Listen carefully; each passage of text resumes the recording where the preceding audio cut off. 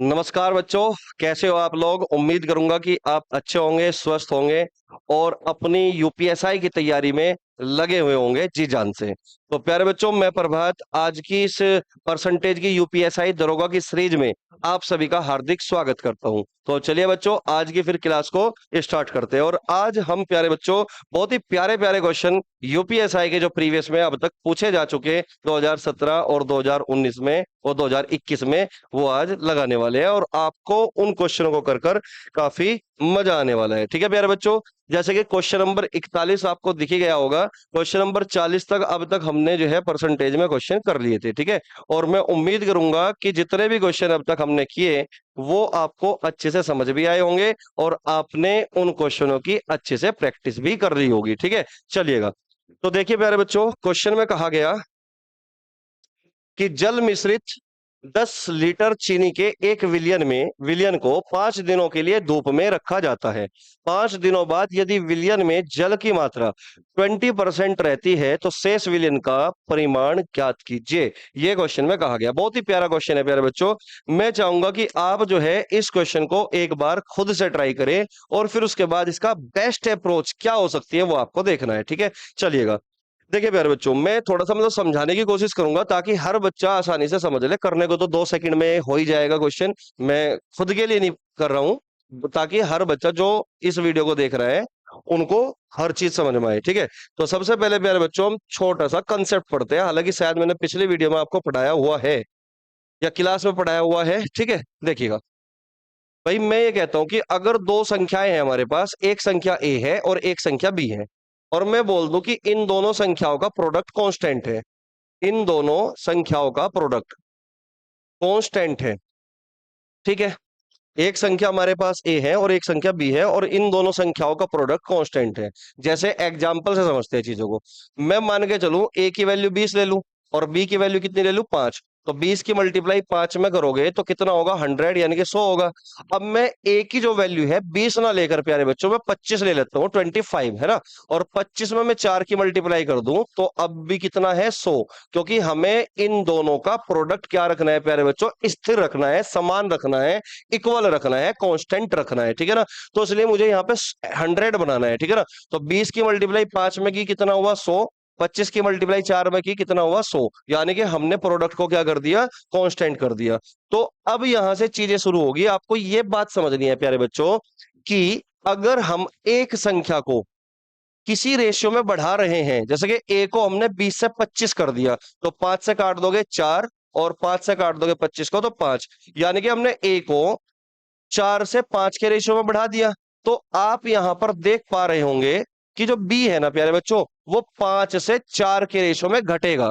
5 से 4 के रेशियो में क्या होगा, घटेगा। तो बस आपको ये बात याद रखनी है कि जब भी दो संख्याओं का प्रोडक्ट कांस्टेंट होता है, अगर हम एक संख्या को किसी रेशियो में बढ़ा रहे हैं तो दूसरी संख्या हमेशा उसके उल्टे रेशियो में प्यारे बच्चों घट जाती है। ये बात आपको याद रखनी है। ठीक है ना, तो आप यहां पर देखोगे अगर ए पहले 4 था और बी 5 हो गया तो देखो प्रोडक्ट क्या है, ए बी का 20 है। अब ए को हमने 5 कर दिया, बी कितना है, 4 है। अब भी प्रोडक्ट कितना है प्यारे बच्चों, 5 चौक 20 है। तो यानी कि प्रोडक्ट अगर दो संख्याओं का कांस्टेंट है, एक संख्या अगर किसी रेशियो में बढ़ती है तो दूसरी संख्या उसके उल्टे रेशियो में घटेगी, और अगर एक संख्या किसी रेशियो में घटती है तो दूसरी संख्या उसके उल्टे रेशियो में बढ़ेगी। यानी कि दोनों एक दूसरे के उल्टे भी सत्य है, ट्रू है। क्लियर है मेरी बात यहां तक? अब इसी कंसेप्ट का यूज करते हुए प्यारे बच्चों हम इस क्वेश्चन को बहुत ही जल्दी से, बहुत ही आसानी से कर सकते हैं। ठीक है प्यारे बच्चों, चलिएगा अब क्वेश्चन को करते हैं। ध्यान दो जरा, इसको आप समझ चुके होंगे। देखिए, अब मुझे एक बात बताओ। सबसे पहले देखो क्वेश्चन की ना लैंग्वेज में शब्दों को देखो, शब्द कौन कौन से यूज हुए। ठीक है, देखिएगा। 76% जल मिश्रित 10 लीटर चीनी के एक विलियन को 5 दिनों के लिए धूप में रखा जाता है। यानी कि इस क्वेश्चन में चीनी का एक सॉल्यूशन है, एक घोल है जिसमें चीनी भी है और जिसमें पानी भी है। ठीक है, और पानी कितना है प्यारे बच्चों, शुरुआत में 76% है, और एक विलियन एक मिश्रण बना दिया, एक सॉल्यूशन बना दिया। ठीक है, अब इसको क्या कर दिया हमने, 5 दिनों के लिए धूप में रख दिया। अब 5 दिनों के बाद विलियन यानी कि सॉल्यूशन में यानी कि मिक्सचर में जल की मात्रा 20% रहती है, तो शेष विलयन का परिमाण ज्ञात कीजिए। तो अब ये कह रहा है कि अब ये बताओ जो मिश्रण बना बचा बाद में, अब वो कितना बचा, आपसे केवल इतनी सी बात पूछ रहा है। ठीक है प्यारे बच्चों, अब आप मुझे एक बात बताओ, इस पूरे क्वेश्चन में प्यारे बच्चों तीन चीज का जिक्र हुआ है। एक तो जल यानी कि वाटर का, और दूसरा चीनी यानी कि शुगर का, और तीसरा टोटल सॉल्यूशन यानी कि मिश्रण यानी कि मिक्सचर का जिक्र हुआ है। यानी कि तीन चीज है इस पूरे क्वेश्चन में। ठीक है, अब आप ये देख के बताओ मुझे, जब आप किसी सॉल्यूशन को, जब आप किसी मिश्रण को धूप में रख देते हो, तो उसमें से उड़ेगा क्या, भाप बन के उड़ेगा क्या? प्यारे बच्चों आप अच्छे से जानते हो, आपने जो है फिजिक्स पढ़ी हुई है, केमिस्ट्री पढ़ी हुई है, आप ये अच्छे से जानते हो कि उड़ेगा केवल पानी। यानी कि जब भी भाप बनकर उड़ता है तो पानी उड़ता है धूप में रखने के बाद। क्लियर है मेरी बात? क्योंकि ऐसे क्वेश्चन प्यारे बच्चों आप परसेंटेज में खूब पढ़ते हो कि कोई फ्रूट है, आप फ्रूट लेकर आए, जैसे कि तरबूज लेकर आए, तो जब तरबूज 10 दिन बाद आप देखते हो, तो 10 दिन के बाद उसमें जो पानी होता है, जल होता है, वो जो है उड़ जाता है, तो तरबूज सूख जाता है। तो ये बात याद रखना, पल्प कभी नहीं सूखता, हमेशा सूखता क्या है, पानी, यानी कि वो भाप बन के उड़ जाता है। ठीक है, तो इस क्वेश्चन में देखिए, यहाँ पे जो उड़ेगा भाप बनकर वो केवल पानी उड़ेगा। तो इसका मतलब जो चीनी है वो जितनी पहले रही होगी सॉल्यूशन में, मिश्रण में, उतनी ही चीनी बाद में भी रही होगी। क्लियर है मेरी बात? तो इस टाइप के क्वेश्चन में प्यारे बच्चों केवल और केवल हमें यह चेक करना होता है कि आखिर इस क्वेश्चन में कांस्टेंट क्या है, स्थिर क्या है, समान क्या है। तो इस क्वेश्चन को जैसे ही हमने पढ़ा, तो हमने ये बात तो समझ ही ली थी कि इसमें जो है कांस्टेंट चीनी रही होगी, क्योंकि पानी तो उड़ेगा। ठीक है, अब देखिए अगर मैं बात करूं प्यारे बच्चों शुगर की, शुगर, अगर मुझे शुगर निकालना है, मान के चलिए मुझे चीनी की मात्रा निकालनी है, आप मुझे एक बात बताओ, मैं आपको कहता हूं कि एक मिश्रण है जो 300 लीटर का है, जिसमें चीनी भी है और पानी भी है, 300 लीटर का मिश्रण है। अब 300 लीटर में 20% चीनी है, अगर मैं आपको ये कहूं 20% चीनी है, तो चीनी की मात्रा कितनी है? तो आप कहोगे सर 300 अगर टोटल सॉल्यूशन है और 20% चीनी है, तो 20% आपको निकाल लेना है इसका। तो जो 2 जीरो से 2 जीरो कटेगी, तो 20 × 3 = 60, यानी कि 60 लीटर इसमें चीनी होगी। इसी तरीके से निकालते हो, क्योंकि जो अभी मैं लिखने जा रहा हूं प्यारे बच्चों, ये कोई फॉर्मूला नहीं है, ये आप अच्छे से समझते हो, आप जानते हो। तो अगर मुझे शुगर की क्वांटिटी चाहिए, तो क्या कहोगे आप कि total quantity of mixture into sugar percent, sugar percent, ऐसे ही तो निकाल लोगे। देखो करने को तो मैं सेकंडों में कर लेता क्वेश्चन को, लेकिन समझाना मकसद है प्यारे बच्चों, इस टाइप के क्वेश्चन को किस तरीके से करते हैं, क्योंकि ऐसे क्वेश्चन फिर से भी तो आने की संभावना है ना। तो समझिए, तो अगर मुझे शुगर निकालनी है, चीनी की मात्रा निकालनी है, तो टोटल क्वांटिटी ऑफ मिक्सचर का शुगर परसेंट आप निकाल लोगे। इस तरीके से हम शुगर की क्वांटिटी निकाल लेते हैं। ठीक है, अब देखिए यहाँ पे, अब आप मुझे एक बात बताओ प्यारे बच्चों, कांस्टेंट क्या है? आप कहोगे सर शुगर कांस्टेंट है, शुगर क्या है, कांस्टेंट है।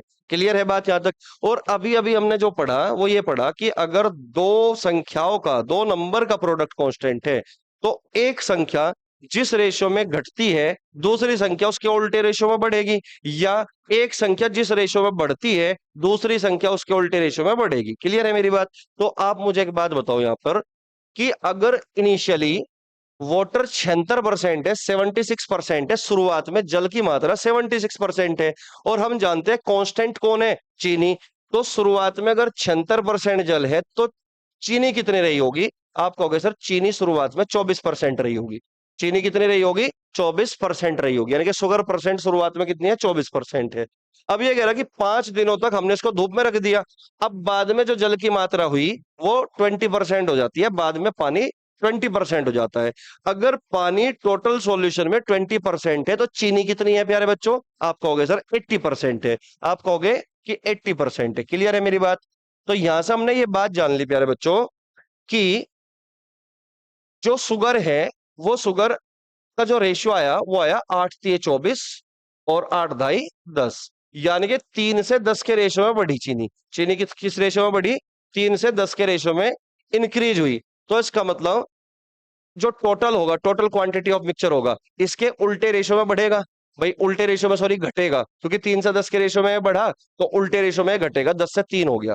क्लियर है मेरी बात? तो यानी कि टोटल सॉल्यूशन ऑफ मिक्सचर शुरुआत में 10 है, तो बाद में धूप में रखने के बाद टोटल मात्रा कितनी बची? 3 बची। और ये इत्तिफाक है मेरे प्यारे बच्चों कि क्वेश्चन में ऑलरेडी हमें 10 लीटर ही दे रखा है। हो सकता था यहाँ पर 10 लीटर की जगह 20 आ जाए कल को। तो अगर यहाँ 20 लीटर होता, शुरुआत में सॉल्यूशन 20 लीटर होता, तो 10 यूनिट की वैल्यू 20 होती, 1 यूनिट की वैल्यू 2 होती, तो 3 यूनिट की वैल्यू 6 होती, यानी कि बाद में यहाँ पे 6 लीटर सॉल्यूशन बचता। लेकिन शुरुआत में 10 है तो यहाँ पे भी 10 है, तो बाद में परिमाण कितना बचेगा? 3 लीटर बचेगा। और इस सवाल का उत्तर प्यारे बच्चों 3 लीटर ही है। क्लियर है मेरी बात यहां तक? तो इस टाइप के सवाल को करने का ये सबसे आसान तरीका है। आपको लिखना कैसे है? आपको इस तरीके से लिखने की जरूरत नहीं है, आप डायरेक्ट ऐसे लिखोगे जब भी अपने पेपर में क्वेश्चन करोगे कि भाई यहां से हमें पता लगा कि पानी तो कांस्टेंट नहीं है, चीनी कांस्टेंट है। तो यानी कि चीनी पहले 24% थी, बाद में चीनी हो जाती है 80%, क्योंकि 20% पानी बचता है। तो यहां से रेशियो निकाल लोगे, ये चीनी यानी कि शुगर का रेशियो है, ये रेशियो किसका है प्यारे बच्चों? शुगर का रेशियो है। तो टोटल क्वांटिटी ऑफ मिक्सचर किस रेशियो में बढ़ेगी? वो घटेगी 80 से 24 के रेशियो में। तो 8 से काट दोगे 10, 10 तिये 30, और 10 यूनिट की वैल्यू प्यारे बच्चों 10 है, तो 3 यूनिट की वैल्यू 3 लीटर होगी। यानी कि बाद में जो चीन उसकी टोटल सॉल्यूशन की मात्रा होगी वो 3 लीटर होगी। उम्मीद करूंगा चीजें क्लियर हो पाई होगी। एक रास्ता तो प्यारे बच्चों इस टाइप के क्वेश्चन को करने का ये है। अब मैं एक तरीका और आपको बताता हूँ जो डायरेक्ट हम क्वेश्चन के अकॉर्डिंग काम कर सकते हैं। ध्यान दो भाई, मुझे एक बात बताओ, मुझे एक बात बताओ, इस क्वेश्चन में कांस्टेंट क्या है? आप कहोगे चीनी कांस्टेंट है। तो अगर इनिशियली मिश्रण हमारा 10 लीटर है, मिक्सचर हमारा कितना है? 10 लीटर है, अगर 76% इसमें पानी है, तो शुरुआत में चीनी की मात्रा कितनी रही होगी? 24%। तो आप इसका 24% निकाल लोगे। अब 24% आप निकाल लोगे, कितना आया प्यारे बच्चों? 2.4 लीटर। 2.4 लीटर, यानी कि जो शुगर है शुरुआत में वो कितना है? 2.4 लीटर है। क्लियर हुई मेरी बात यहां तक? अब क्वेश्चन में कहा गया कि हमने इस सॉल्यूशन को 5 दिनों के लिए धूप में रख दिया। अब धूप में रखने के बाद हुआ क्या? इसमें पानी की मात्रा जो बचती है वो 20% बचती है। तो इसका मतलब अगर पानी लास्ट में 20% बचता है, यानी कि भाप बनकर जो उड़ चुका वो पानी उड़ा, इनकी चीनी तो नहीं उड़ी होगी। तो 20% अगर पानी बचता है तो 80% क्या होगा? आप कहोगे सर 80% फिर चीनी होगी। लेकिन आप जानते हो चीनी तो शुरुआत में कितनी थी? 2.4, तो बाद में भी तो 2.4 ही रहेगी ना, क्योंकि चीनी तो उड़ी नहीं ना। तो 80% की वैल्यू 2.4 है। इसका मतलब अगर 80% की वैल्यू 2.4 है, तो 1% की वैल्यू कितनी होगी? 2.4/80। और 100% की वैल्यू निकालनी है तो 100 से आप मल्टीप्लाई कर दोगे, तो 20 चौका 80 और 20 पंजे 100, 4 छिक 24, 6 पंजे 30, यानी कि यहाँ पे आ गया प्यारे बच्चों 3 लीटर। तो यानी कि चीनी बाद में, मतलब सॉल्यूशन बाद में कितना बचेगा? 3 लीटर बचेगा। आप इस तरीके से भी क्वेश्चन को आसानी से कर सकते हो, रेशियो से भी कर सकते हो और डायरेक्ट इस तरीके से भी कर सकते हो। लेकिन आपको आपने ये बात जान ली होगी, तरीके दो है हमारे पास, और दोनों में ही हमें ये पता करना जरूरी है कि कांस्टेंट क्या है। तो कांस्टेंट क्या है? चीनी कांस्टेंट थी, तो सारा काम हमें चीनी पर करना है, जो चीज कांस्टेंट होती है। और जो चीज कांस्टेंट नहीं होती उसको हम प्यारे बच्चों इस टाइप के क्वेश्चन में इग्नोर करके चलते हैं। इसलिए मैं एक ही क्वेश्चन को बहुत अच्छे से समझाने की कोशिश की। उम्मीद करूंगा कि चीजें बिल्कुल क्लियर हो पाई होगी, दोनों तरीके आपको अच्छे से समझ में आए होंगे। तो चलिए नेक्स्ट क्वेश्चन की ओर बढ़ते हैं भाई। नेक्स्ट क्वेश्चन है, नोट कर लिया होगा भाई आपने, स्क्रीनशॉट ले लो या फिर नोट करिए, ठीक है? चलिए नेक्स्ट क्वेश्चन देखिए प्यारे बच्चों। क्वेश्चन में कहा गया कि 10% पानी मिले 10 लीटर हाइड्रोक्लोरिक अम्ल के विलयन को 10% पानी मिले 20 लीटर हाइड्रोक्लोरिक अम्ल के विलयन में मिलाया जाता है। परिणामी विलयन में हाइड्रोक्लोरिक अम्ल का प्रतिशत ज्ञात कीजिए। जब भी इस टाइप का क्वेश्चन आपको दिखाई दे, तो सबसे पहले आप लास्ट में देखिए पूछ क्या रहा है। तो यानी कि आपसे पूछना चाहता है वो हाइड्रोक्लोरिक अम्ल के बारे में, इस एसिड के बारे में आपसे वो पूछना चाहता है कि इसमें एसिड की परसेंटेज कितनी है। ठीक है, अब मैं इसको समझाने की कोशिश करता हूँ प्यारे बच्चों। मान के चलो एक बर्तन हमारा ये है, एक बर्तन हमारा ये है। कह रहा है कि 10% पानी मिले 10 लीटर हाइड्रोक्लोरिक अम्ल के मिश्रण में। तो ये 10 लीटर मिक्सचर है और इसमें पानी कितना है प्यारे बच्चों? 10%। तो पानी अगर 10% है तो 90% हाइड्रोक्लोरिक अम्ल होगा। अब मैंने 90% क्यों लिया प्यारे बच्चों? क्योंकि लास्ट में क्वेश्चन में आपसे जानना भी वो हाइड्रोक्लोरिक एसिड के बारे में जानना चाहता है, तो हम काम भी किस पे करेंगे? हाइड्रोक्लोरिक एसिड पे ही काम करेंगे। क्लियर है बात यहां तक?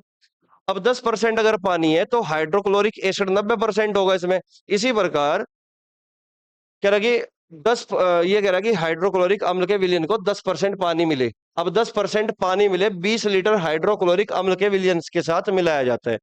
अब ये दूसरा जो बर्तन है इसमें 20 लीटर है विलियन, और इसमें 10% पानी है। कह रहा कि 10% पानी मिले 20 लीटर, है ना। तो इसमें 10% पानी है, तो इसमें भी 90% क्या होगा, हाइड्रोक्लोरिक एसिड होगा। इसमें भी हाइड्रोक्लोरिक एसिड है। क्लियर है बात यहां तक। अब क्वेश्चन में पूछ रहा है लास्ट में कि बताइए परिणामी विलयन। अब परिणामी विलयन कितना है प्यारे बच्चों, 10 लीटर तो ये है और 20 लीटर ये है, यानी कि 30 लीटर है टोटल। तो इस 30 में पूछ रहा है कि एसिड कितना होगा। क्लियर है मेरी बात। आप मुझे एक बात बताओ, 10 का 90% कितना होगा। आप कहोगे सर 9, यानी कि इसमें 9 लीटर क्या है, एसिड है। 10 में 9 लीटर क्या है, एसिड है। 20 का 90% कितना होगा, आप कहोगे सर 18 लीटर होगा। तो इसका मतलब 20 लीटर सॉल्यूशन में 18 लीटर एसिड है। तो टोटल एसिड कितना हो गया प्यारे बच्चों, 27, यानी कि 30 में 27 है। 100 से मल्टीप्लाई कर दोगे परसेंटेज में निकलेगा, तो आंसर कितना होगा प्यारे बच्चों, 90% होगा। तो आंसर क्या होगा आपका, डी ऑप्शन होगा। क्लियर है बात यहां तक। तो इस तरीके से हम आसानी से क्वेश्चनों को कर सकते हैं, ठीक है ना। जब भी इस टाइप का क्वेश्चन हो, कई बार जो है बच्चा प्रेशर में बार बार क्वेश्चनों को पढ़ता है, तो आप जो है ना इस तरीके से नोट कर लिया करो, ताकि बिल्कुल एकदम क्लियर रहे। और लास्ट में ये देखना होता है कि पूछना क्या चाहता है, तो फिर काम भी हमें उसी पर करना होगा। ठीक है प्यारे बच्चों, चलिए नेक्स्ट क्वेश्चन की ओर बढ़ेंगे। Question number 43। इस क्वेश्चन को करिए भाई जल्दी से। क्या कह रहा है क्वेश्चन में, देखिए। कह रहा है कि एक बोतल में 40 लीटर शुद्ध शराब है, जिसमें से 25% निकाल ली जाती है और फिर उसे पानी की उतनी ही मात्रा के साथ बदल दिया जाता है। इस प्रक्रिया को एक बार फिर से दोहराया जाता है। अंतिम मिश्रण में शराब का लगभग कितना प्रतिशत मौजूद है। तो लास्ट में पूछा गया शराब का लगभग कितना प्रतिशत मौजूद है। लास्ट में परसेंटेज में आंसर आपसे जानना चाहता है भाई, है ना। और क्वेश्चन बहुत ज्यादा इंपॉर्टेंट है एग्जाम के पॉइंट ऑफ व्यू से। केवल यूपीएसआई के लिए इंपॉर्टेंट नहीं है, हर वनडे एग्जाम के लिए इंपॉर्टेंट है, क्योंकि मिक्सचर का एक बहुत बेहतरीन टाइप है और बहुत ज्यादा इंपॉर्टेंट है। ठीक है मेरे बच्चों। अब इस टाइप के क्वेश्चन को करने के लिए आप अगर बुक पढ़ते होंगे, तो बुक में इस टाइप के क्वेश्चन को करने के लिए फॉर्मूला होता है, लेकिन मैं आपको बिना फॉर्मूले के ही इस टाइप के क्वेश्चन को करने सिखाऊंगा। ठीक है ना। चलिएगा करते कैसे है, देखिए। देखिए पहली बात तो ये, लास्ट में क्वेश्चन में परसेंटेज में पूछ रहा है, तो हमें इस 40 लीटर की कोई आवश्यकता नहीं है, यानी कि टोटल वैल्यू की हमें कोई आवश्यकता नहीं है क्वेश्चन को करने की। ठीक है। देखिए हम सारा खेल ना रेशियो और परसेंटेज में ही करते हैं। अब देखिए, एक बोतल में 40 लीटर शुद्ध शराब है, ठीक है, जिसमें 25%, जिसमें से 25% निकाल ली जाती है। जिसमें से कितना निकाल लिया भाई हमने, 25% निकाल ली जाती है। और ये कह रहा है कि इस प्रक्रिया को एक बार फिर से दोहराया जाता है, यानी कि प्रक्रिया पहले दोहराई गई, फिर एक बार और दोहराई गई। अब आप मुझे ये बताइए प्यारे बच्चों कि ये प्रक्रिया कितनी बार दोहराई गई। तो आप कहोगे सर 2 बार दोहराई गई, एक बार पहले एक बार फिर बाद में, यानी कि 2 बार दोहराई गई। अब कह रहा है कि अंतिम मिश्रण में शराब का लगभग कितना प्रतिशत है। तो 25% को पकड़ लो भाई। 25% की फ्रैक्शन वैल्यू कितनी है, आप सब बच्चे जानते हो, 25% की फ्रैक्शन वैल्यू होगी 1/4। क्लियर है। अब ये शुरुआत में ये बात बोल के चला था कि 40 लीटर शुद्ध शराब थी। अब हमने मान लिया कि ये शुद्ध शराब है। ये क्या है शुरुआत में, ये शुद्ध शराब है, एल्कोहल है, शुद्ध है बिल्कुल एकदम। क्लियर है। मान के चलो उस बर्तन में 4 लीटर शुद्ध शराब भरी हुई है। अब इसमें से होगा क्या, 4 में से हमने 1 लीटर शराब निकाल ली। अब 1 लीटर शराब निकालने के बाद हमने उतना ही पानी मिला दिया इसके अंदर, जैसे कि क्वेश्चन में कहा गया। तो अब मुझे बताओ, अगर 4 शराब थी शुद्ध, अब हमने इसमें से एक निकाल लिया शराब, तो शराब कितनी बची शुद्ध, आप कहोगे सर 3 बची। यानी कि अगर शराब 4 थी शुद्ध, 1 लीटर शराब हमने निकाल ली, तो कितने लीटर की बचेगी शराब, 3 बचेगी। और फिर हमने वापस पानी 1 लीटर मिला दिया, तो अब 4 हो गए वापस से। तो ये 4 अब क्या है प्यारे बच्चों, ये 4 अब मिक्सचर बन चुका। और ये क्या है 3, ये 3 अब शुद्ध यानी कि प्योर शराब है, प्योर एल्कोहल है। क्लियर है मेरी बात। अब क्वेश्चन में कहा गया कि ये भाई प्रक्रिया एक बार फिर से दोहराई गई, यानी कि प्रक्रिया हमने कुल 2 बार दोहराई, यानी कि एक बार फिर से दोहरा दो, 3/4 फिर से आ गया। तो अब मुझे बताओ, 3 3 9, और 4 चौक 16, तो क्या मैं ये कह सकता हूं कि 16 अगर मिक्सचर है तो इस 16 मिक्सचर में प्योर एल्कोहल 9 है, 16 में प्योर एल्कोहल 9 है। आंसर प्यारे बच्चों परसेंटेज में चाहता है, तो मल्टीप्लाई कर दोगे 100 की, मल्टीप्लाई कर दोगे 100 की, तो यहां से आप निकाल लोगे 1/16 का मतलब होता है 6.25%। उसका 9 गुना करना है प्यारे बच्चों, तो कितना होगा? 56.25% होगा। यानी कि आप ये बात पहले से ही जानते होंगे कि 1/16 की जो परसेंटेज वैल्यू होती है वो 6.25% होती है। क्लियर है बात? तो इसका 9 टाइम्स हमें करना है, यानी कि 9 गुना करना है प्यारे बच्चों। तो 9 की मल्टीप्लाई करोगे तो इतना बचेगा। अब ये कह रहा कि लगभग में बताना है, लगभग में कितना होगा, ठीक है ना? तो लगभग में आंसर क्या होगा प्यारे बच्चों? सी ऑप्शन होगा, यानी कि अप्रोक्सीमेट आंसर हमारा क्या होगा? 56% होगा। उम्मीद करता हूं चीजें क्लियर हो चुकी होगी प्यारे बच्चों। किस तरीके से हमें ऐसे क्वेश्चनों को अंजाम तक पहुंचाना होता है वो आप समझ पाए होंगे। ठीक है, चलिए नोट करिए इसको जल्दी से। बहुत आसानी से चीजें क्लियर हुई है। ठीक है, नेक्स्ट क्वेश्चन की ओर बढ़ते हैं भाई। चलिए नेक्स्ट क्वेश्चन देखिए, क्वेश्चन नंबर 44। देखिए प्यारे बच्चों, ये भी एक काफी प्यारा क्वेश्चन है। हालांकि इस टाइप का क्वेश्चन मैंने आपको करा दिया यूपीएसआई 15 दिसंबर 2017 की सेकंड शिफ्ट में ये पूछा गया था। और मैं चाहूंगा कि एक बार आप प्यारे बच्चों इस क्वेश्चन को खुद से ट्राई करें। ठीक है ना? जल्दी करिए, आपके पास टाइम है प्यारे बच्चों 30 सेकंड का इस सवाल को करने का। ठीक है, जल्दी करिए।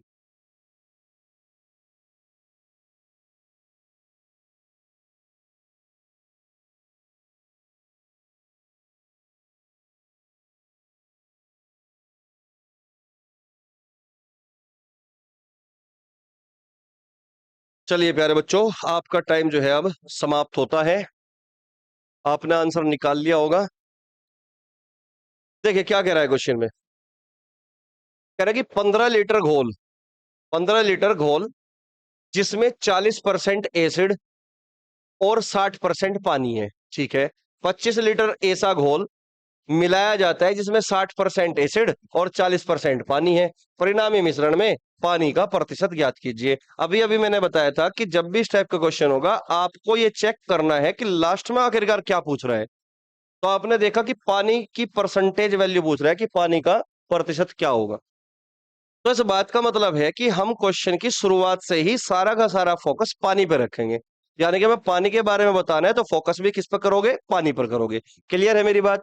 अब मुझे एक बात बताओ, घोल है भाई हमारे पास 15 लीटर, है ना? एक बर्तन है जिसमें घोल यानी कि मिक्सचर है 15 लीटर, जिसमें 40% एसिड है और 60% पानी है। तो वाटर कितना है भाई? 60%। तो 15 का 60% आपको निकालना है, 3/5, 5 × 15, 3 × 9, यानी कि 9 लीटर होगा कि नहीं होगा भाई? एक बात बताओ, देखो 15 का 60% निकालना है ना, 60% की फ्रैक्शन वैल्यू कितनी होगी? 3/5। और 15 का निकालना है, 15 का 60%, 3/5, 5 × 15, 3 × 9। बात समझ में आई होगी, ठीक है ना? तो मैंने 60% की फ्रैक्शन वैल्यू लिख ली थी। ठीक है ना? अब देखिए क्वेश्चन में कह रहा है कि दूसरा घोल है 25 लीटर जिसमें 60% एसिड है। अब दूसरा घोल कितने का है भाई? 25 लीटर का। इसमें 60% एसिड है तो 40% पानी है। पानी कितना है? 40%। तो इस 25 का 40% क्या होगा? आप कहोगे सर 10 लीटर होगा। ठीक है ना भाई? 40% की फ्रैक्शन वैल्यू कितनी होगी? 2/5। और 25 का 40% आपको निकालना है, तो 5 × 25, 5 × 2 = 10, तो 10 लीटर पानी आ गया। क्लियर है बात? अब क्वेश्चन में आपसे ये जानना चाहता है कि परिणामी मिश्रण में, कह रहा ना क्वेश्चन में, find the percentage of water in the resultant mixture. तो परिणामी मिश्रण में पानी की परसेंटेज कितनी है? तो भाई पानी शुरुआत में इधर पहले वाले में 9 था, बाद में 10, यानी कि अब पानी कितना हो गया? 19 हो गया। टोटल मिक्सचर कितना है? तो 25 और 15 कितना हो गया प्यारे बच्चों? 40 हो गया। तो 40 में 19 है तो 100 में कितना होगा? क्योंकि परसेंटेज में चाहिए तो 100 की मल्टीप्लाई कर दोगे। 20 × 2 = 40, 20 × 5 = 100, 19 × 5 = 95, 95/2 आ गया। तो 2 से काट दोगे, 2 × 4 = 8, 2 × 7 = 14, 2 × 5 = 10। तो यानी कि आंसर आ गया प्यारे बच्चों आपका 47.50, यानी कि डी ऑप्शन आपका इस क्वेश्चन का आंसर है। तो देखिए इसी टाइप का क्वेश्चन बार बार पूछे गए हैं यूपीएसआई में, कभी फर्स्ट शिफ्ट में कभी सेकंड शिफ्ट में। तो एक बात तो प्यारे बच्चों ये तो आइडिया हो ही गया होगा अब आपको कि अगर आपका सेकंड शिफ्ट में पेपर है और फर्स्ट शिफ्ट का आपको पेपर चेक करके जाना चाहिए, क्योंकि डाटा चेंज करके सेम टाइप का क्वेश्चन प्यारे बच्चों डालता है एग्जामिनर। ठीक है ना? लेकिन अब तो मेरे ख्याल से ऐसा हो गया कि पेपर ही नहीं मिलता, लेकिन आप पूछ तो सकते हो ना किस टाइप के क्वेश्चन आए हैं ना।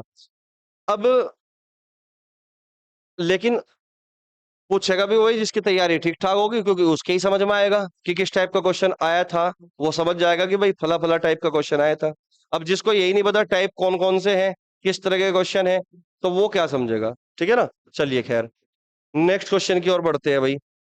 नेक्स्ट क्वेश्चन है हमारा क्वेश्चन नंबर 45। किस अनुपात में शुद्ध शराब में पानी को जोड़ा जाना चाहिए ताकि वह 80% शराब घोल बन जाए। तो बड़ा प्यारा क्वेश्चन है प्यारे बच्चों। इस क्वेश्चन को जल्दी से करिए एक बार फटाफट, बताइए आंसर क्या होगा। और ये सेकंड में होने वाला क्वेश्चन है, चंद सेकंडों में होने वाला। ठीक है ना, कोई बड़ा क्वेश्चन नहीं है ये भाई, इसमें बहुत ज्यादा कैलकुलेशन होगी। कैलकुलेशन करना चाहो कर सकते हो, लेकिन आप मुझसे बढ़ रहे हो तो कैलकुलेशन करने की आवश्यकता नहीं पड़ेगी इस टाइप के क्वेश्चनों में। ठीक है, चलिएगा। कह रहा है कि किस अनुपात में शुद्ध शराब में पानी, पानी मिलाने की बात कर रहा है भाई, वैसे भी शराब में पानी मिलाया जाता है कि नहीं। चलिए खैर, बात तो अलग है। पानी को जोड़ा जाना चाहिए ताकि 80% शराब का घोल बन जाए। 80% शराब का घोल बन जाए। तो 80% को पकड़ लो मेरे प्यारे बच्चों। 80% की फ्रैक्शन वैल्यू कितनी है? 4/5। 4/5 80% की फ्रैक्शन वैल्यू है। अब ये कह रहा कि 80% शराब का घोल बनना चाहिए। तो इसका मतलब ये हुआ कि अगर ये टोटल मात्रा है, ये मिक्सचर की टोटल मात्रा है, तो एल्कोहल कितना है प्यारे बच्चों? आप कहोगे सर एल्कोहल फिर 4 है, क्योंकि हमेशा जब हम फ्रैक्शन वैल्यू निकालते हैं तो उसमें अपॉन में जो होता है वो हमेशा हम टोटल मान के चलते हैं। अब 80% ये कह रहा है क्या? शराब। क्लियर है बात यहां तक? तो 80% की फ्रैक्शन वैल्यू कितनी? 4/5, यानी कि टोटल मिक्सचर अगर 5 है तो उसमें 4 शराब होगी। अगर उसमें 4 शराब होगी और 5 मिक्सचर है, तो पानी कितना मिलाया होगा? आप कहोगे सर 1 मिलाया होगा। तो ये वाटर है और ये एल्कोहल है। अब देख लो आपका आंसर क्या होगा। आप कहोगे सर डी ऑप्शन हमारा इस क्वेश्चन का आंसर होगा, यानी कि डी ऑप्शन बिल्कुल सही जवाब है। क्लियर है बात यहां तक? तो इस तरीके से आप जो है इस टाइप के क्वेश्चन को कर सकते हो। ठीक है, चलिए नोट करिए फटाफट। अब नेक्स्ट क्वेश्चन की ओर बढ़ते हैं भाई। क्वेश्चन नंबर 46 आपके सामने आ चुका है। कितना प्यारा क्वेश्चन है, देखने में कितना खूबसूरत लग रहा होगा आपको, है ना। करिए सवाल को एक बार करके, मजा ना आया तो बताना मुझे, है ना। मतलब करिए आप पहले एक बार इसको, है ना, वीडियो पॉज करके करिए या फिर जैसे भी आप करना चाहो, एक बार खुद से जरूर ट्राई करो, फिर उसके बाद सॉल्यूशन चेक करना कि किस तरीके से होता है। ठीक है प्यारे बच्चों।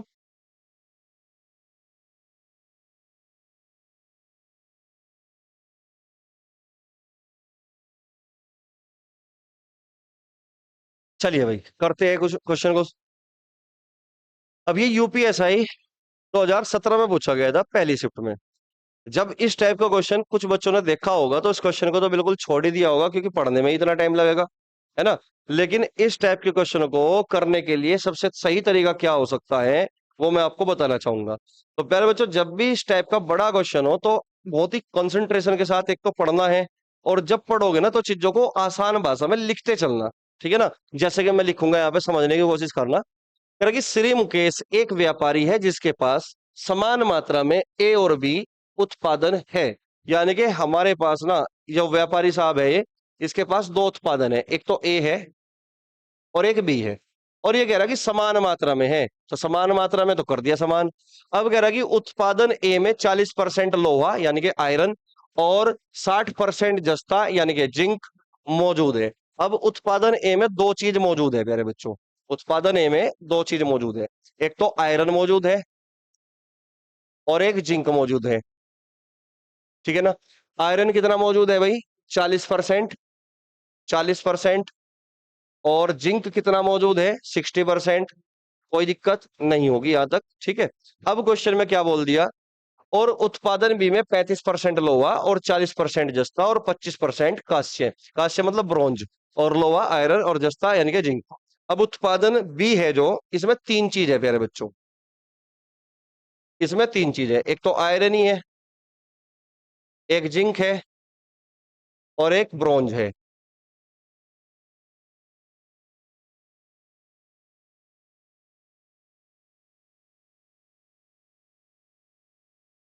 ठीक है प्यारे बच्चों, एक यहाँ पे क्या है? ब्रॉन्ज है। अब आयरन कितना है प्यारे बच्चों? 35%। और जिंक कितना है यहाँ पे 40%, और ब्रॉन्ज यानी कि कांस्य कितना है भाई 25%। क्लियर है बात यहां तक? अब क्वेश्चन में क्या बोल दिया, यदि उत्पादन ए और उत्पादन बी 1:4 के अनुपात में मिलाए गए हैं, यानी कि उत्पादन ए और उत्पादन बी को 1:4 के अनुपात में मिलाया गया है, यानी कि अगर हम एक एक के अनुपात में मिलाते, यानी कि ये भी एक और ये भी एक, यानी कि ये भी 1 किलो और ये भी 1 किलो, लेकिन अब ये कह रहा है कि इसका 4 गुना ज्यादा ले लिया, क्योंकि शुरुआत में तो बराबर है, लेकिन अब ये 4 गुना ज्यादा करना चाह रहे हैं। तो आपको कैलकुलेशन भी आसान रखनी है।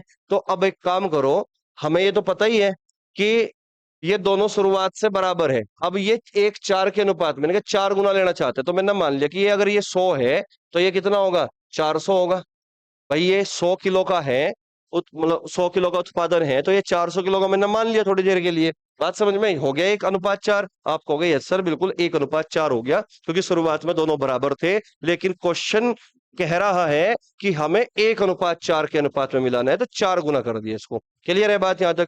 अब क्वेश्चन में कहा गया कितने प्रतिशत लोहा और जस्ता नव निर्मित उत्पादन में मौजूद है, यानी कि हमें काम किस पे करना है, लोहे पर और जस्ते पर। यानी कि जब हमने इन दोनों को 1:4 के अनुपात में मिलाया तो एक नया उत्पादन पैदा हुआ, और उस उत्पादन में आपसे पूछना चाह रहा है कि लोहा कितना परसेंट है और जस्ता कितना परसेंट है। क्लियर है मेरी बात?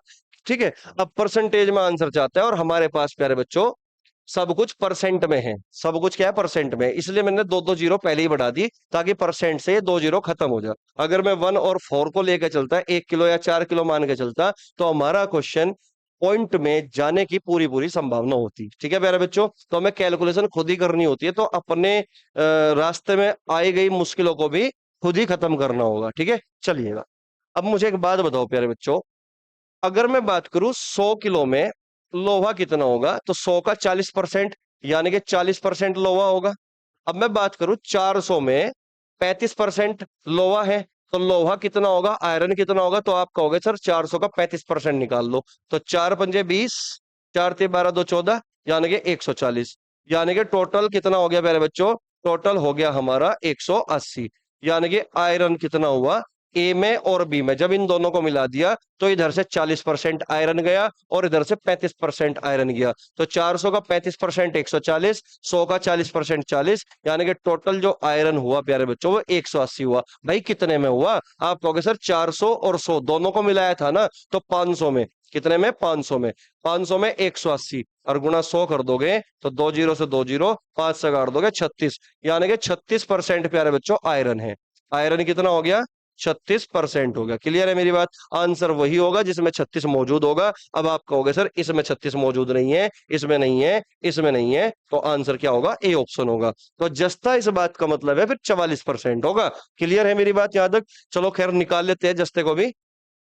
अब ये बताओ, अगर मैं बात करूं इसमें जिंक की, तो पहले वाले में इसमें कितना जिंक है? आप कहोगे सर 60% है, तो 100 का 60% कितना? आप कहोगे 60, और इधर से जिंक कितना गया? 40%, तो 400 का 40% आपको निकालना है, तो कितना हुआ? 160। यानी कि टोटल कितना हुआ प्यारे बच्चों? आप कहोगे सर 220 हो गया। टोटल कितने में भाई? 400 और 100 500, 500 में 220 है, गुणा 100 कर दोगे तो कितना हुआ? आप कहोगे सर 5 चौक 20, 5 चौक 20, यानी कि 44%। तो इसमें जिंक कितना होगा? 44%। तो इस तरीके से प्यारे बच्चों हमें एक तो क्वेश्चन को बार बार पढ़ने की आवश्यकता नहीं पड़ेगी, अगर आप इस तरीके से जो है माहौल बना लोगे अपनी कॉपी पे। सारी चीजें आपको यहीं पे दिखेगी कि करना क्या है, करने का तरीका भी आपको पता चलेगा कि कहाँ से क्या करना है। ठीक है यहाँ तक? ठीक है, चलिए इसको जल्दी से नोट करिए। मतलब हमारा सॉल्यूशन तो केवल इतना ही है, कुल मिला के ये सॉल्यूशन करना पड़ा, ये तो क्वेश्चन में लिखा हुआ ही है। ठीक है, ये समझाने के लिए इतना काम करना पड़ता है ताकि हर वो बच्चा समझ ले जो यूपीएसआई की या फिर किसी वनडे एग्जाम की तैयारी कर रहा होगा। ठीक है, नोट करिए जल्दी से। कर लिया होगा भाई, नेक्स्ट क्वेश्चन की ओर बढ़ते हैं। चलिए प्यारे बच्चों, नेक्स्ट क्वेश्चन आपके सामने आ चुका है, क्वेश्चन नंबर 47, जो कि एक बेहतरीन क्वेश्चन है, करके आपको काफी मजा आने वाला है। और मैं चाहूंगा आप इस क्वेश्चन को एक बार जो है वीडियो को पॉज करके खुद से ट्राई करें और फिर अपने आंसर को मैच करिए। जल्दी से करिए प्यारे बच्चों, और सवाल ज्यादा टाइम का नहीं है, मुश्किल से मुश्किल 30 सेकंड भी मैक्सिमम है इस क्वेश्चन के लिए। एक बार जल्दी से पढ़िए और फिर करिए। ठीक है।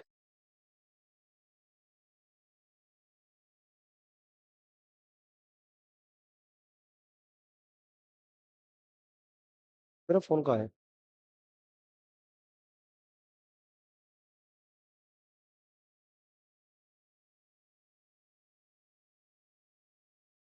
चलिए भाई करते हैं भाई शुरू, है ना? कर लिया होगा आपने, आंसर मैच करना। अब आपका क्या है? कह रहा कि एक सर्वेक्षण में, in a survey it was found that 90% people like cricket, 80% people like hockey, 75% people like football and 70% people like squash.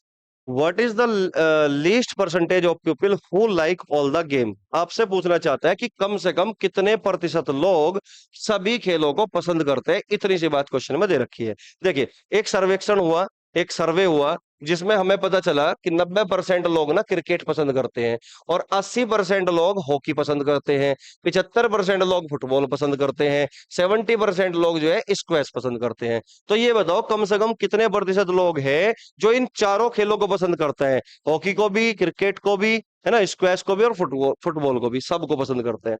तो ऐसे क्वेश्चन को करने के लिए क्या करना है, बात को समझिए।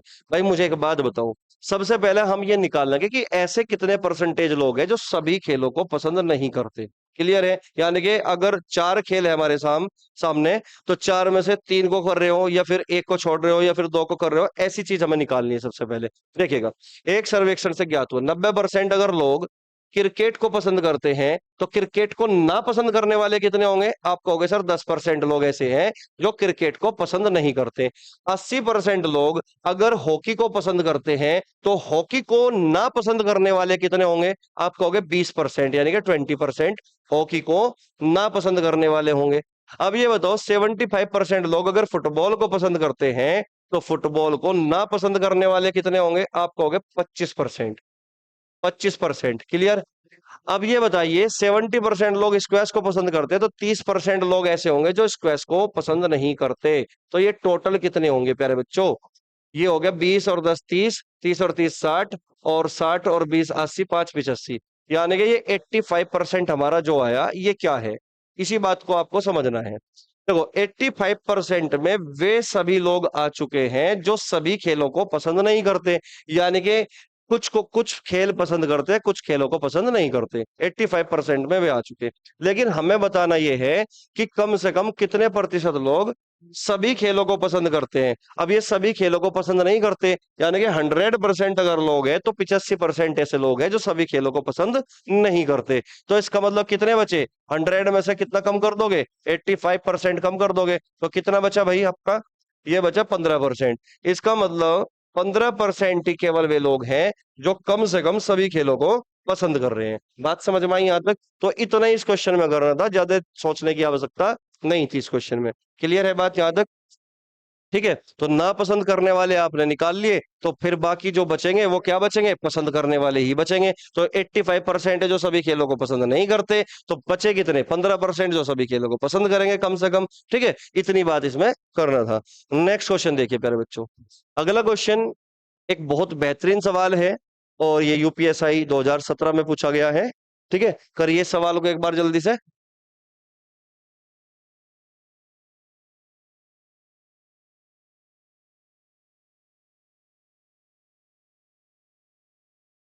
क्वेश्चन में कहा गया कि 220 छात्रों में से 120 छात्र पुरुष है और शेष महिला है।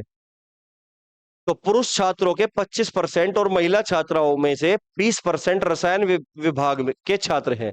रसायन विभाग के 20% पुरुष और छात्र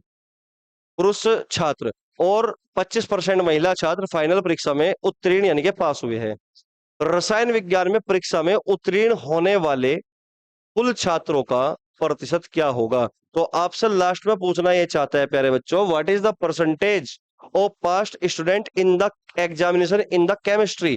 कि केमिस्ट्री में कितने पास हुए? समझ रहे बात को? तो अगर आपको यह पता करना है कि केमिस्ट्री में कितने परसेंट स्टूडेंट पास हुए, तो सबसे पहले आपको यह पता करना होगा प्यारे बच्चों कि टोटल नंबर ऑफ स्टूडेंट कितने हैं केमिस्ट्री में। यानी कि केमिस्ट्री में टोटल कितने स्टूडेंट हैं। अब टोटल स्टूडेंट में से कितने पास हुए और इनटू 100 करना है, सिंपल सी ये बात है। तो चलिए करते हैं अभी शुरू। भाई 220 स्टूडेंट है टोटल। टोटल स्टूडेंट कितने हैं? 220। अब ये जो 220 स्टूडेंट है प्यारे बच्चों, ये कॉलेज में मान के चलो, ये रसायन विज्ञान के नहीं है। 220 छात्र टोटल है, समझ रहे बात को। 220 छात्रों में से 120 छात्र पुरुष और शेष महिला है, यानी कि मेल और फीमेल। ये मेल है और ये कौन है भाई, फीमेल है। मेल कितने हैं 120 और फीमेल कितनी बचेगी 100। क्लियर है बात यहां तक। अब क्वेश्चन में कह रहा है कि पुरुष छात्रों के 25% और महिला छात्राओं में से 20% रसायन विभाग के छात्र हैं। इसका 25% आप निकाल लोगे तो कितना हो गया 3, ओ सॉरी 30, 4×3=12। 25% की फ्रैक्शन वैल्यू 1/4 होगी, 4 से काट दोगे 120 को तो 30। तो केमिस्ट्री विभाग के जो छात्र हैं इधर पुरुष कितने हो गए 30 हो गए, और ये टोटल है, टोटल 120 पुरुष थे, उसमें से 30 जो स्टूडेंट है वो केमिस्ट्री विभाग में है। और यहाँ पे बोल रखा है मेरे बच्चों 20% रसायन विभाग के छात्र हैं, है ना। तो ये कह रहा है 25% और 20% रसायन विभाग के छात्र हैं महिला छात्राओं में। तो उसका 20% आप निकाल लोगे। 20% की फ्रैक्शन वैल्यू कितनी होगी, इससे सीधा 100 का 20% 20 ही है ना, फ्रैक्शन वैल्यू निकालने की जरूरत नहीं है। तो इसका मतलब केमिस्ट्री विभाग में 30 लड़के हैं और 20 जो है लड़कियां हैं। तो टोटल कितने हुए प्यारे बच्चों, केमिस्ट्री विभाग में टोटल स्टूडेंट कितने हैं 50। तो हमें ये देखना है अब इस 50 में से कितने स्टूडेंट केमिस्ट्री विभाग के पास हुए। क्लियर है बात यहां तक। अब समझिए क्वेश्चन में कह रहा है कि रसायन विभाग के 20% पुरुष छात्र और 25% महिला छात्र फाइनल परीक्षा में पास हुए। तो पुरुष छात्र 20% है तो 20% यानी कि 6, पास कितने हुए 6 केमिस्ट्री विभाग में से, और 25% महिला छात्र पास हुई। तो 25% यानी कि 1/4 यानी कि 5, तो 5 लड़कियां पास हुई। तो टोटल पास कितने हुए 6 और 5 11। तो 50 में से 11 स्टूडेंट पास हुए, इंटू 100 कर दोगे परसेंटेज में आ गया। इसका मतलब केमिस्ट्री विभाग से टोटल 22% स्टूडेंट पास हुए, यानी कि डी ऑप्शन आपका आंसर है। तो यानी कि हमें क्या करना होता है, जब भी इस टाइप का क्वेश्चन आपको दिखाई दे ये देखना होता है कि लास्ट में वो पूछना क्या चाह रहा है। तो लास्ट में वो पूछना चाह रहा है कि केमिस्ट्री विभाग में टोटल नंबर ऑफ स्टूडेंट की परसेंटेज कितनी है जो पास हो गए। तो इसका मतलब हमें सबसे पहले ये निकालना पड़ेगा प्यारे बच्चों कि केमिस्ट्री विभाग में टोटल नंबर ऑफ स्टूडेंट कितने हैं, कि केमिस्ट्री में कितने स्टूडेंट हैं। तो कितने थे 50, पास कितने हुए 11, तो 100% पे निकाल दो, सीधा 22% आंसर आपका आ चुका। तो सिंपल क्वेश्चन था ये, कोई ज्यादा खास बड़ा क्वेश्चन नहीं पूछा गया था। नेक्स्ट क्वेश्चन की ओर बढ़ेंगे। ये क्वेश्चन करिए प्यारे बच्चों, क्वेश्चन नंबर 49, जो कि ये भी एक अपने आप में सिंपल क्वेश्चन है, करके आपको मजा आएगा। ठीक है ना, करिए जल्दी से। कह रहा है कि एक कंपनी ने 1000 मशीनें निर्मित की, इनमें से 20% को कुछ दोषों के कारण बेचा नहीं जा सका। दोषपूर्ण मशीनों पर ध्यान दिया गया और उसमें से 95% को अंततः बेचा गया, जबकि बाकी को निकाल दिया गया। निर्मित मशीनों के संबंध में उन मशीनों का प्रतिशत क्या है जिन्हें बेचा नहीं जा सका। तो यानी कि इस क्वेश्चन में लास्ट में हमें एक बात पता चली प्यारे बच्चों, कि लास्ट में वो पूछना क्या चाह रहा है, वो पूछना चाह रहा है कि जिन मशीनों को बेचा नहीं जा सका उसी के बारे में आपको बताना है। इसका मतलब हमें फोकस भी करके उसी चीज पे चलना है जिसके बारे में वो पूछना चाहता है। क्लियर है बात यहां तक। अब निर्मित मशीन कितनी हुई टोटल 1000, टोटल मशीन कितनी बनाई गई भाई 1000 बनाई गई, और 20% को कुछ दोषों के कारण बेचा नहीं जा सका। तो यानी कि इसी पर हमें फोकस करना है प्यारे बच्चों, क्योंकि लास्ट में आपसे यही पूछ रहा है बेचा नहीं जा सका। क्लियर है। तो 1000 का 20% आप निकाल लोगे तो आप कहोगे सर 200 मशीन ऐसी है 1000 में से जिनको हमने नहीं बेच पाए, जिनको हम नहीं बेच पाए। क्लियर है मेरी बात यहां तक।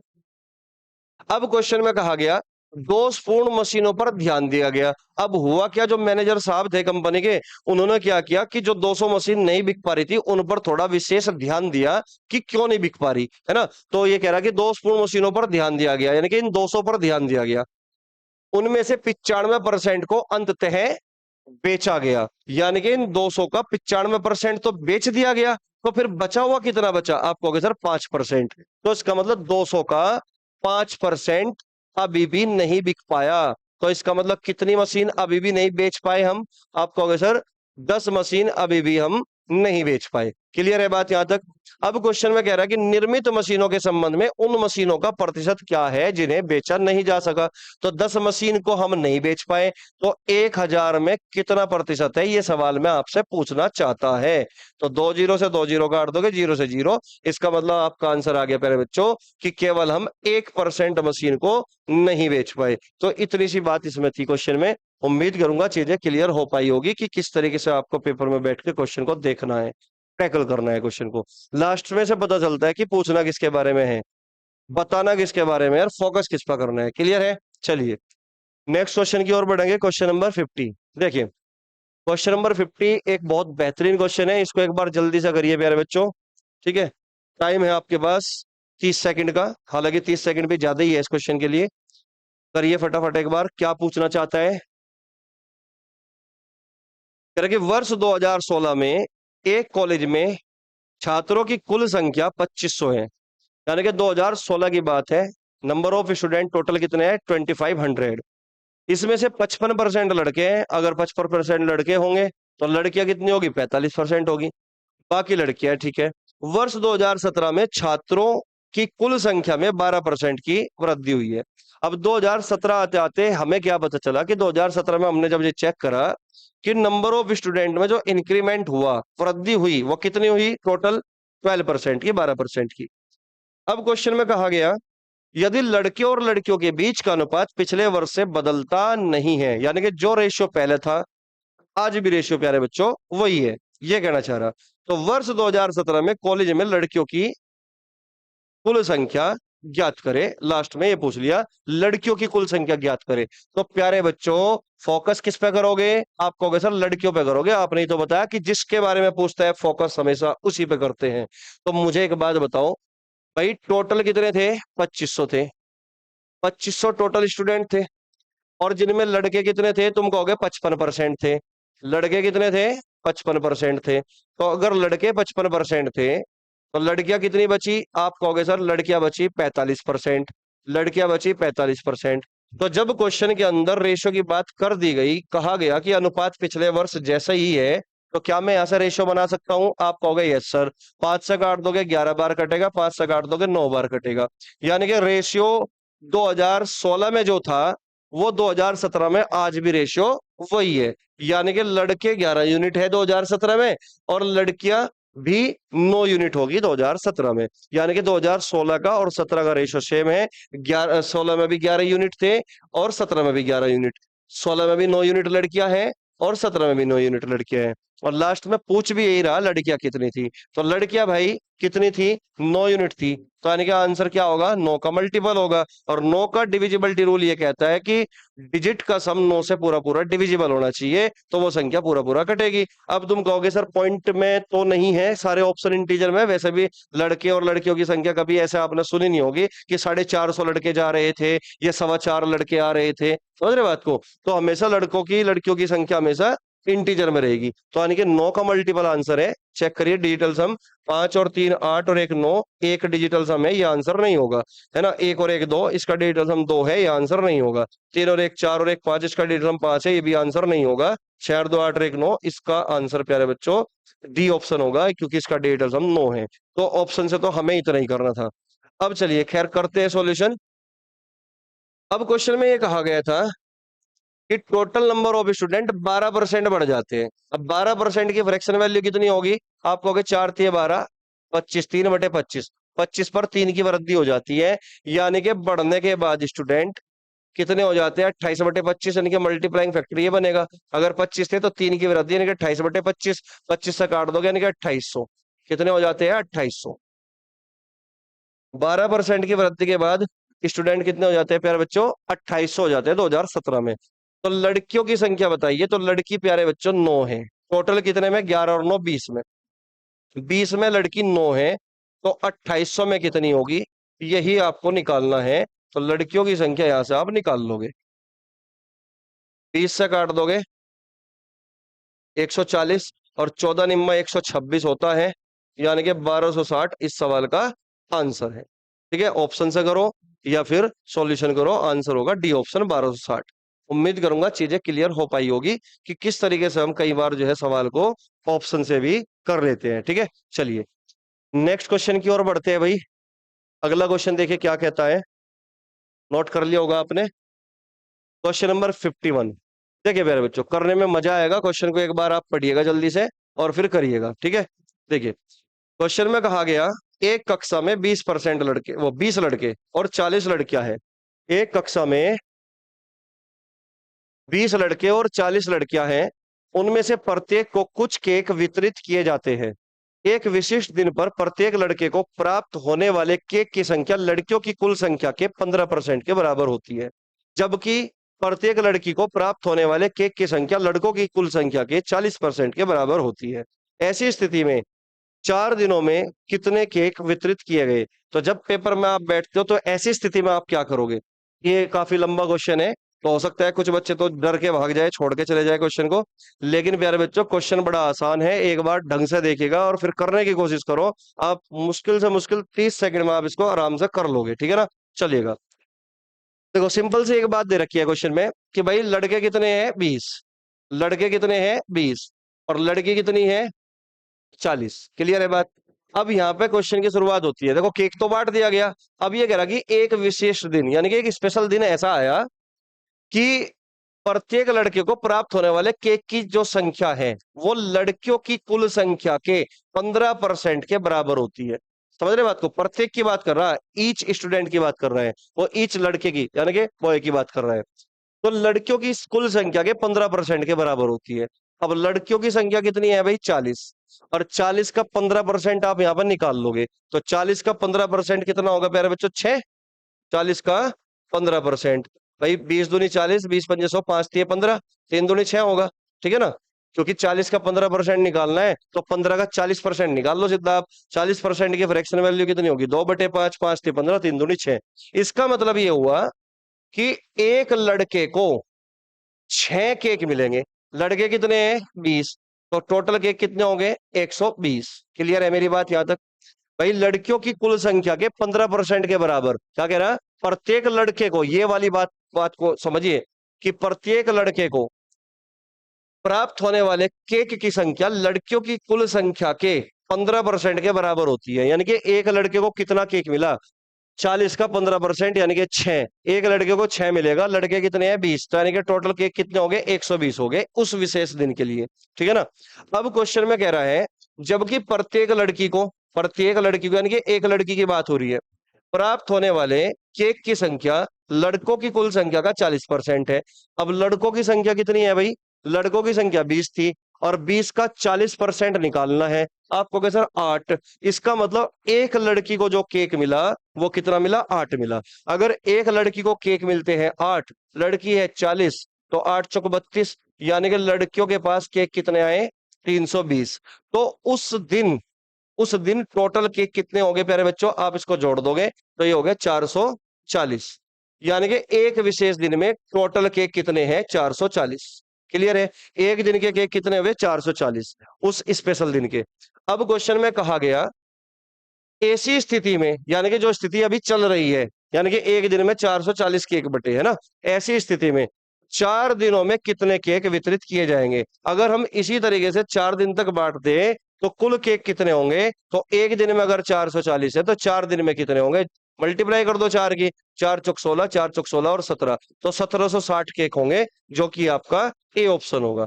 तो इस तरीके से प्यारे बच्चों आप अपने क्वेश्चन को इजिली कर सकते हो। ठीक है ना, नोट करिए फटाफट।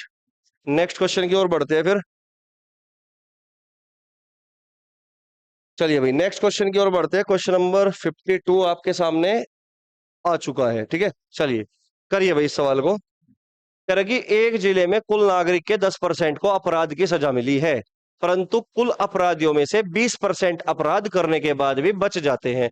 नागरिकों की कुल संख्या के कितने प्रतिशत अपराधी हैं? बताइए भाई, कितने प्रतिशत अपराधी है? करो भाई सानू, करो। कितने प्रतिशत अपराधी है?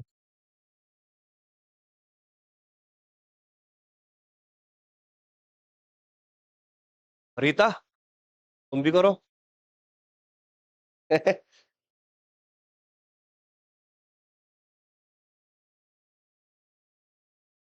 आज जल्दी आ गए तुम। चलो। देखो बच्चों, बहुत प्यारा क्वेश्चन है। थोड़ा सा बहुत ही ध्यान से पढ़ना और आपको पता चल जाएगा कि करना क्या है इस सवाल में। बहुत प्यारा क्वेश्चन है। आप कहोगे कि जब सॉल्यूशन आप चेक कर लोगे ना, आप ये कहोगे कि वाकई में बड़ा आसान था, हमारे दिमाग में क्यों नहीं आई बात, है ना।